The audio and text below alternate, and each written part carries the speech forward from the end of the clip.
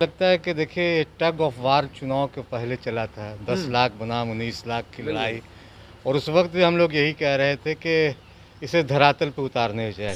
Bharatiya Janata party के साथ दिक्कत यह है कि इस तरह के जुमले उछालने में माहिर रही है। नरेंद्र मोदी जी ने भी यही बात कही थी कि 2 करोड़ युवाओं को रोजगार देंगे। आज तक वो जुमला जुमला ही रहा। विकास तभी होगा जब युवाओं की भागीदारी रोजगार के माध्यम से होगी। नमस्कार, आप देख रहे हैं लाइव सिटीज और आपके साथ मैं हूं वसीम खान। बिहार विधानसभा चुनाव में जो सबसे ज़्यादा हॉट मुद्दा रहा और जनता के बीच में तमाम जनप्रतिनिधि पहुंचे, वो मुद्दा था रोजगार का। तमाम राजनीतिक खेमा जो है वो अपने मैनिफेस्टो में भी रोजगार को दर्शाता दिखाई दे रहा था, पर शायद अब ये परिभाषा बदल चुकी है राजनीति में।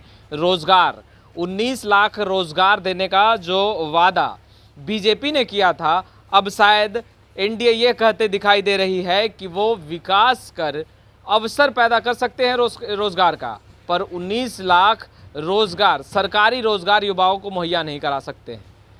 इस विषय पर हमारे साथ बातचीत करने के लिए रालोसपा के मुख्य प्रवक्ता फजल इमाम मलिक जी हैं, इनसे हम बात करेंगे। सर, 19 लाख रोजगार क्या युवाओं को मिल पाएगा? क्योंकि जिस तरीके से बयान निकल कर आ रहा है कि विकास कर हम अवसर उत्पन्न कर सकते हैं मगर सरकारी नौकरी मुहैया नहीं करा सकते 19 नहीं, लाख। मुझे लगता है कि देखिए टग ऑफ वार चुनाव के पहले चला था 10 लाख बनाम 19 लाख की लड़ाई। और उस वक्त भी हम लोग यही कह रहे थे कि इसे धरातल पे उतारने चाहिए। भारतीय जनता पार्टी के साथ दिक्कत यह है कि इस तरह के जुमले उछालने में माहिर रही है।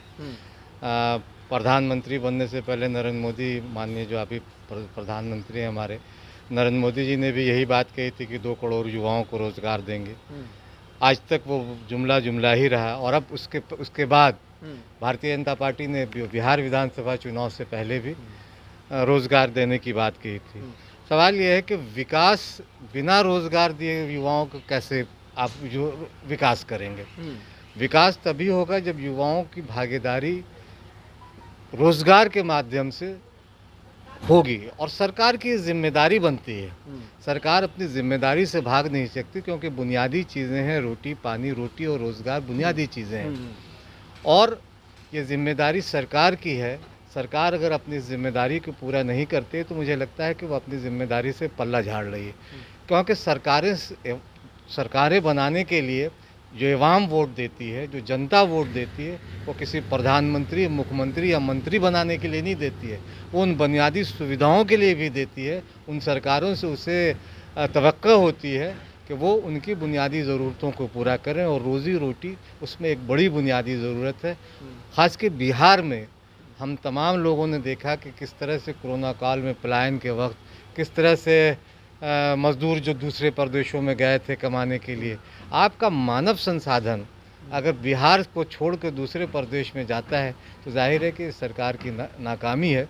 सरकार को इस पर गंभीरता से गौर करना चाहिए और रोज़गार के अवसर मुहैया कराना चाहिए, चाहे वो टीईटी अभ्यर्थी हों, चाहे वो दरोगा अभ्यर्थी हों। और आपका जो आप 2-3 दिन पहले जो हम लोगों ने बातचीत की थी, इस पर खबरें चलने के बाद टीईटी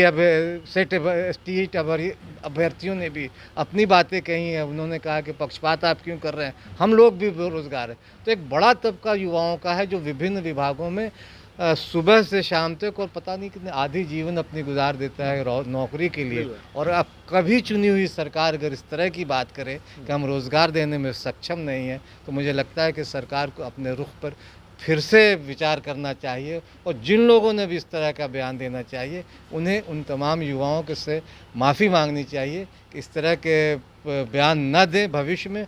और मुझे एक शेर याद आ रहा है कि एक आंसू भी हुकूमत के लिए ख़तरा है, तुमने देखा नहीं आँखों का समंदर होना। तो युवाओं के आँखों से उनके सपने मत छीनिए। उन्होंने जो सपने रोज़गार के देखे हैं, भविष्य के देखे हैं, सरकार की जिम्मेदारी बनती है कि उन्हें रोज़गार मुहैया करे, उनके सपनों को परवान चढ़ाए। बिहार विधानसभा चुनाव में क्या रोजगार जो है एक लॉलीपॉप का काम कर रहा था? दिखाया, चुनाव ख़त्म हो गए, छीन लिया। हाँ जी, बोल तो हम लोग तब जो राष्ट्रीय लोक समता पार्टी तब भी कह रही थी कि आप जो टग ऑफ वार, जैसे मैंने कहा 10 लाख बनाम 19 लाख का चल रहा था, मुझे लगता है कि भारतीय जनता पार्टी ने जिस तरह से एक नारा उछाला था, हम तमाम लोगों ने देखा कि सिर्फ चुनावी मुद्दा बन के रह जाता है भारतीय जनता पार्टी का वादा। सरकार में आने के बाद चाहे वो केंद्र की सरकार हो या बिहार की सरकार हो, वो युवाओं की उन बेसिक बुनियादी चीज़ों पे जिसके लिए पता नहीं कितनी मेहनत करते हैं वो, पढ़ाई से लिखाई से, और सिर्फ युवाओं का नहीं, उनके अभिभावकों की भी बात करें जो अपने युवाओं को पढ़ाने लिखाने के लिए अपनी सारी कमाई झोंक देते हैं कि उन्हें एक अदद अच्छी नौकरी मिलेगी। और सरकार उसके बाद, सरकार बनने के बाद अगर ये कहती है कि हम रोज़गार मुहैया कराने के में सक्षम नहीं है, हम विकास के ज़रिए रोज़गार मुहैया कराएंगे, तो सवाल ये है कि बिना रोज़गार के विकास कैसे होगा बिहार का। 19 लाख रोजगार एनडीए दे पाएगी युवाओं को, लगता है? ये तो सरकार को गौर करना है, लेकिन आपको क्या लग रहा है? लेकिन जो चीज़, जिस तरह की बातचीत हो रही है, जिस तरह के बयान अब सरकार की तरफ से आ रहे हैं, उसमें शक लग रही है। और सरकार का जो रवैया है, ख़ास के टीटी अभ्यर्थी हो या दरोगा अभ्यर्थियों पर जिस तरह से लाठियाँ चली, या एसटी हो अभ्यर्थी हों, उन तमाम लोगों की पीड़ा है, उन तमाम लोगों के सपने हैं।